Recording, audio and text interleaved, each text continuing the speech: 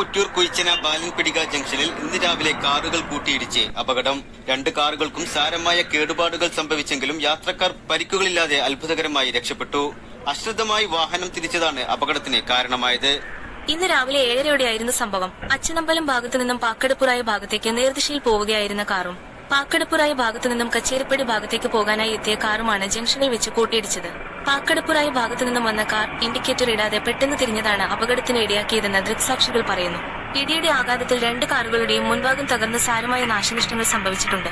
എന്നാൽ കാറിലുണ്ടായിരുന്നവർ പരിക്കേൽക്കാതെ രക്ഷപ്പെട്ടത് വലിയ ആശ്വാസമായി.